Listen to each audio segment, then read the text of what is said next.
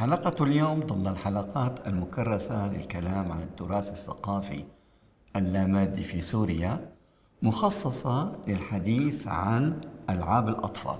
تنتمي ألعاب الأطفال إلى مجال الممارسات الاجتماعية والطقوس والاحتفالات، وهي تراثية بمعنى أنها تجمع الأطفال في مجتمع معين وأنها تتوارث بين الأجيال، سواء أكان الأطفال يشاركون في هذه اللعب بشكل إفرادي مثل تكريج الدولاب مثلا، أو بشكل جماعي في اللعب الجماعية. هنا لابد من التذكير أننا عندما نتكلم عن الأطفال فإنما نعني الطفل من حيث هو كائن حي يتطور، وخلال هذا التطور ينمو ويتفاعل مع مجتمعه ومع الثقافة أو الثقافات الموجودة في هذا المجتمع. ومن هنا الأهمية الخاصة للعب الأطفال كناقل للتراث الثقافي إلى هذا الكائن الحي المتطور.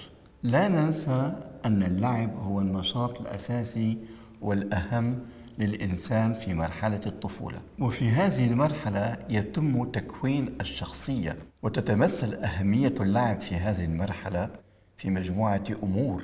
أولاً أنها تسلية وتجزية للوقت، تسمح للطفل بتكوين توازنه النفسي، وهي تنمي ثانياً إمكانات الطفل الذكائية والمعرفية، فتبني له مهاراته ومعرفته التي تسمح له بالانخراط في الحياة العملية. وهي تساهم ثالثاً في تكوين شخصيته الثقافية والاجتماعية من خلال انخراطه في العادات الاجتماعية لمنطقته أو للجماعة التي ينتمي إليها. عندما نتكلم عن ألعاب الأطفال في التراث الثقافي اللامادي السوري، نتوقف عند قدم هذه الألعاب وعند تاريخيتها. من أين أتت هذه الألعاب؟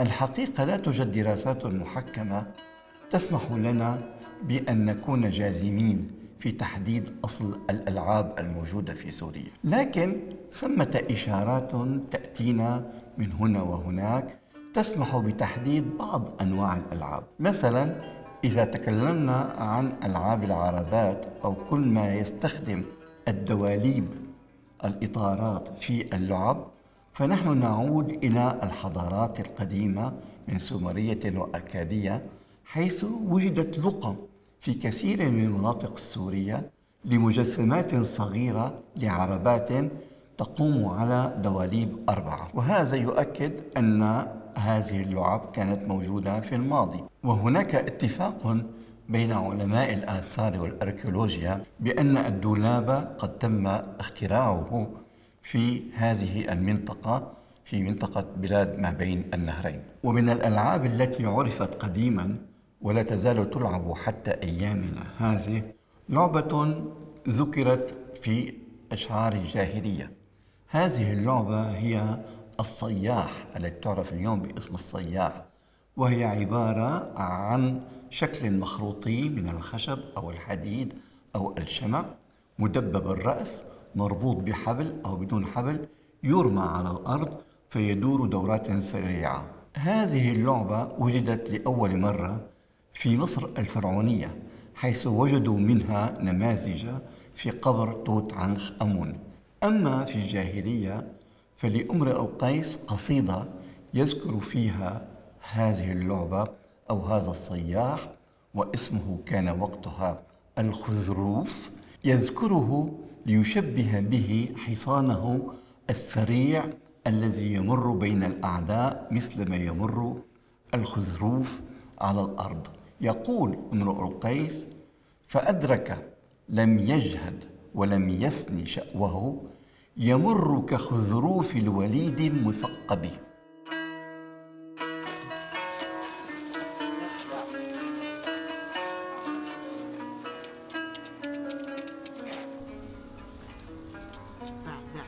املي حجر. شيل حجر واعي. حجر وقص، حجر وقص.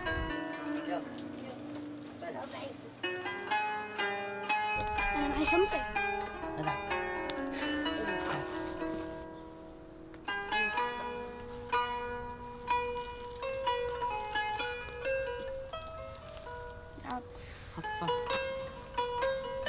بعض الألعاب يشير اسمه إلى تاريخه، يعني يمكن أن نعرف تاريخ وجوده في المنطقة من خلال اسمه، ولكن ليس في كل المناطق في نفس الفترة التاريخية. مثلا هناك عندنا لعبة موجودة حتى الآن عند الأطفال ومنتشرة في كل سوريا، تدعى الحاح في بعض المناطق، وتدعى عظم وضاح في المنطقة الشرقية، وتدعى بري أو بري في المنطقة الغربية. وهذا الاسم الأخير بري يشير ربما إلى تاريخ وجود هذه اللعبة. فاللعبة موجودة حتى الآن في فرنسا، والكلمة المستخدمة في اسمها السوري بري هي نفس الكلمة المستخدمة عند اللعب بهذه اللعبة الجماعية في فرنسا، كلمة بري يعني هل أنت مستعد؟ تعتمد اللعبة على مشاركة مجموعة من الأطفال، ولكل منهم عصا أو ربما عصا مشتركة، ووجود بند يعني قطعة خشبية عرضها 25 سم تقريبا. في البداية يقف الطفل الذي يأتي دوره في اللعب ومعه العصا الطويل أمام البند المنصوب على حجرين على بعد يناسب بعد طول البند، فيصيح برفاقه بري هل أنتم مستعدون؟ فيجيبونه بري نحن مستعدون، ويطلق البند بعصاه ويتابع اللعبة. ربما جاء اسم هذه اللعبة في المنطقة الغربية من اسمها الفرنسي، لكن كما ذكرنا هي موجودة بأسماء أخرى في أكثر من منطقة في سوريا. كذلك هناك لعبة أخرى لها علاقة مع اللعبة الفرنسية، وهي لعبة عسكر وحرامية، التي تلعب بنفس القواعد ونفس الشروط ونفس النظم في فرنسا، ولكن باسم درابو العلم. وأيضا في مناطق سوريا الغربية ما زالت هذه اللعبة حتى اليوم تحتفظ باسمها الفرنسي درابو، فربما أيضا هنا جاءت اللعبة مع الانتداب الفرنسي.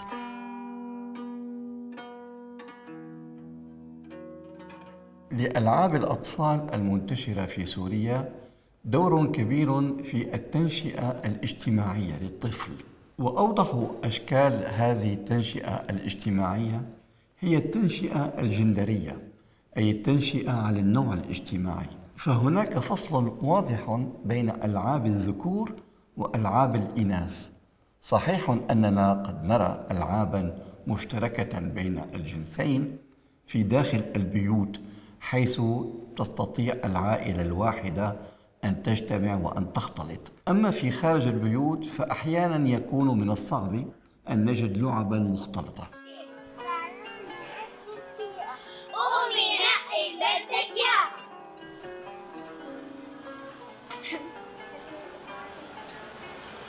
حلوة. سلوى يا سلوى ليش عم تبكي؟ سلوى يا سلوى يلا احكي. زعلانة بدي رفيقة. قومي نقي اللي بدك يا. حلوة بشعة حلوة بشعة حلوة بشعة حلوة بشعة. هذه التنشئة الجندرية تقوم على تحويل الأطفال من جنسهم الطبيعي ذكر أنثى إلى جنسهم الاجتماعي أو إلى نوعهم الاجتماعي رجل وامرأة، حيث تنقل لكل شخص مهارات وأخلاق وقيم خاصة بنوعه الجنسي. فنجد أن ألعاب الأطفال الذكور مثلا تتطلب نوعا من العنف والقوة التي ترتبط اجتماعيا بدور الرجل في المجتمع. كثيرة هي الألعاب التي تنحصر في الأطفال الذكور، ونكاد لا نرى أبدا أي مشاركة أنثوية فيها. مثلا لعبة القواميع المعروفة في كثير من القرى على امتداد سوريا، والتي تقوم على نصب مجموعة من الأحجار على مسافة بعيدة 10 أمتار أو أكثر، تتزايد المسافة بحسب ما يريد الأطفال أن يعبروا عن قوتهم في الرمي، ويقوم كل طفل برمي حجارة من أحجام مختلفة نحو قواميع الطفل الآخر بمحاولة لإسقاطها.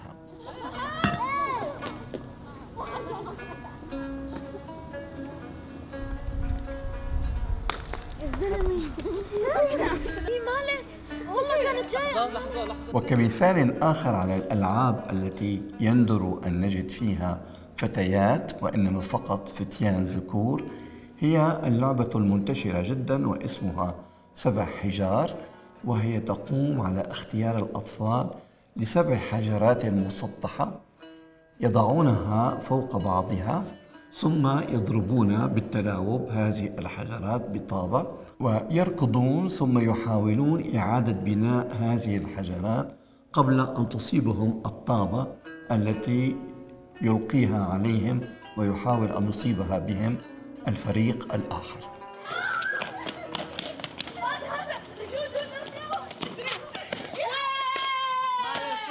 أما الألعاب المخصصة للطفلات البنات الإناث فهي لا تحتوي على أي عنف، بل على العكس تقوم على حركات رتيبة ومكررة، وكأن الفتاة مقدر لها أن تكون هادئة ومرتبة وابنة بيت لا تخرج إلى الشارع.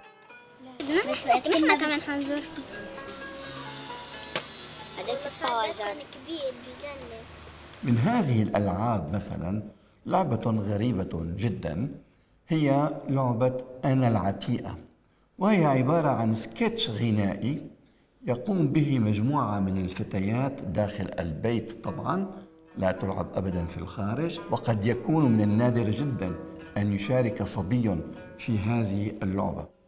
تقوم هذه اللعبة التي انقرضت إلى حد كبير على تناوب في الغناء. تبدأ فتاة من المجموعة بالغناء أنا العتيقة على قلبه حريقة بقول له على فستان بضربني كفين في إشارة إلى الزوجة الأولى، وتضحك باقي الطفلات وهن يشاركن هذه الفتاة التي تغني إما بغنائها أو بالتصفيق أو بالاستماع أو بمشاهدة حزنها المبالغ به، وهي تعبر عن المشاعر الحزينة للزوجة الأولى. أنا الجديدة على قلبه لديدة بقله عفسطان بيجيب لي 2.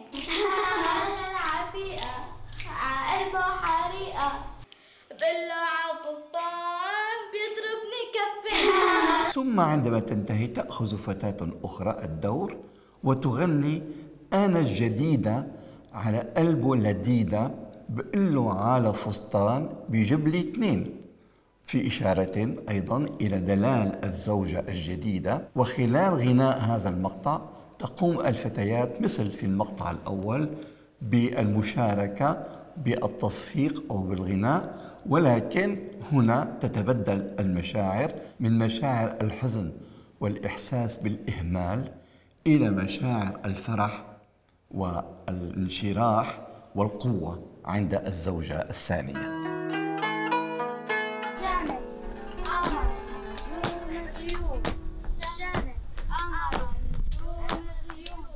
ومن الألعاب الخاصة بالطفلات الإناث أيضا والتي تحمل الكثير من التكرار ومن الإعادة لعبة نط الحبل المعروفة، أو لعبة ال5 أحجار التي تجري داخل البيوت، أو لعبة الحلجة أو الحجلة التي تقوم خلالها البنت بالقفز على قدم واحدة ودفع حجرة من خانة إلى خانة أخرى بشكل رتيب ومكرر. إذا كان هذا التخصيص في اللعب بين الإناث والذكور حقيقيا وأساسيا في لعب الأطفال ومساهما كبيرا في التنشئة الاجتماعية والتنشئة الجندرية خصوصا، فإننا نجد بعض الاستثناءات بالطبع، لكن هذا لا يمنع من وجود ضوابط أخلاقية واجتماعية متصلة بهذه التنشئة الجندرية. مثلا لعبة مثل لعبة المعميش، يا عروس بين الخاتم والدبوس. وأمعميش هي لعبة تجري في داخل البيوت ويقوم بها الأطفال من الجنسين ضمن العائلة الواحدة. فإن دخلت الفتاة في سن البلوغ ستلقى منعا جذريا من المشاركة في اللعبة من أهلها، لأنهم يخافون عليها من أن يتم لمسها من الذكور. لا اشتري بصل وقع الكوز وانكسر، بعت 2 6 لا اشتري بصل وقع الكوز. انطلاقا من هذه التنشئة الجندرية هناك تعبير متعارف عليه توصم به الفتاة التي تشارك مع ألعاب الصبيان، فتسمى بحسن صبي. وإذا ما شهدت هذه الفتاة تلعب مع الصبيان في الشارع سيقف أترابها أصدقاؤها من البنات أو من الصبيان ويغنون لها: حسن صبي قومي العبي، نط الجمل قومي اركبي. وهذا ما يعتبر إهانة لها لأنها تقوم بفعل لا يرضى عنه المجتمع. ضمن التنشئة الاجتماعية المرتبطة بألعاب الأطفال نتكلم عن التنشئة المذهبية، وهذا أمر يتغير مع تغير الظروف الاجتماعية التي تعيشها البلاد. مثلا هناك مجموعة من الألعاب القديمة الوجود تصاحب هذه الألعاب أغاني مرتبطة بها ولا يمكن أن تلعب إن لم يتم غناء هذه الأغاني. هذه الأغاني تحمل أسماء ولم يكن ينتبه إلى هذه الأسماء من وجهة نظر طائفية. ظهرت أصوات من هنا وهناك تحاول أن تبني على الأسماء والكلمات الموجودة في الأغاني المرافقة لهذه الألعاب، أن تبني سرديات مظلومة تحشد طائفيا وتساهم في بناء ثقافة عدائية بين الطوائف. والحقيقة أن غياب الأبحاث العلمية والدراسات الجدية المعمقة لتاريخ الألعاب وأصلها وأصل أغانيها تسمح بانتشار هكذا نوع من الأفكار، وخاصة في ظل غياب المناعة المواطنية التي تقاوم ارتفاع مشاعر الانتماء إلى ثقافة سنوية فوق مشاعر الانتماء إلى الوطن الواحد. إذن هناك بشكل واضح عملية تطييف للألعاب، وهذا ما لم تكن عليه الألعاب في الأصل.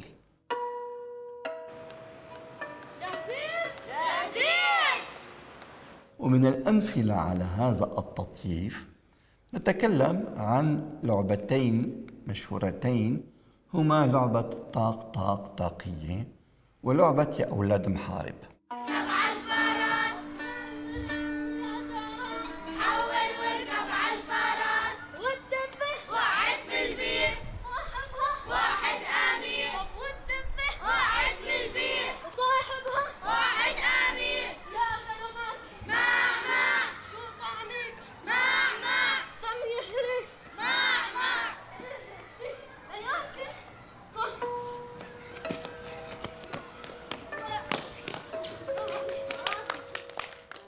ففي لعبة طاق طاق طاقية مقطع يقول: وقعت الدب بالبير صاحبها خنزير كبير.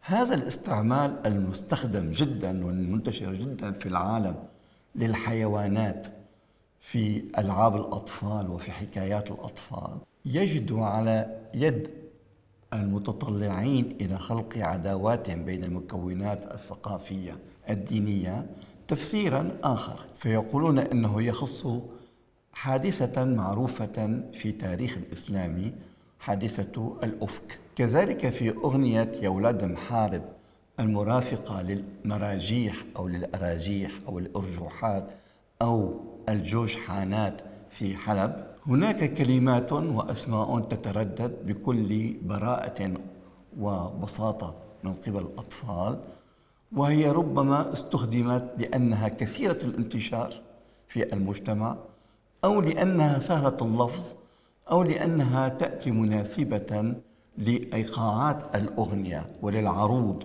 في الأغنية، مثل اسمي علي ومحمد. فهناك مقطع في هذه الأغنية يقول: علي ما مات خلف بنات بنات سود شكل القرود. وطبعا يعود المشككون إلى اسم علي ليقولوا إنه يستخدم في هذه الأغنية لإثارة نعرة طائفية ضد المكونات الثقافية التي تحترم هذه الشخصية الإسلامية وتبجلها.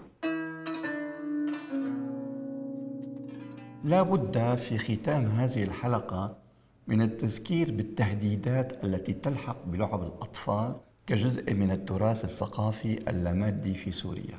هناك تهديدات قوية وواسعة لا تخص سوريا فقط، وإنما تخص كل التراث العالمي الخاص بلعب الأطفال. صحيح أنها تخلق ألعابا جديدة معولمة منتشرة في كل العالم، خالقة بذلك تراثا جديدا من ألعاب الأطفال، لكنها تقضي على التراث الخاص بهذه اللعب في كثير من المناطق. هذه العولمة نجدها ونجد تأثيرها في سوريا مثلا على مجموعة من الألعاب مثل ألعاب الدمى التي كانت تصنعها الأمهات والأجداد، والتي كن يحملنها من ثقافتهن ومن ثقافة المجتمع الذي ينتمين إليه، غابت وانتهت وحلت محلها الآن الدمى البلاستيكية التي تأتي من الصين أو من تايوان، والتي تشكل مجسمات للشخصيات التي نجدها في أفلام الكرتون، أفلام الأطفال المنتشرة عبر التلفزيون في العالم. ولم يعد هناك أي خصوصية محلية أو ثقافية في هذه الدمى. التهديد الثاني الخطر جدا هو الحرب بالتأكيد، الحرب الذي لا تقتل فقط الأهل والأطفال، وإنما أيضا تدمر الحاضنات الاجتماعية التي تجري فيها لعب الأطفال، والتي يجري فيها نقل المعرفة ونقل الثقافة إلى الأطفال من خلال اللعب. التهديد الأخير هو التشريد القسري واللجوء. في كارثة التشريد القسري واللجوء يفتقد الأطفال شيئين مهمين، أمرين مهمين.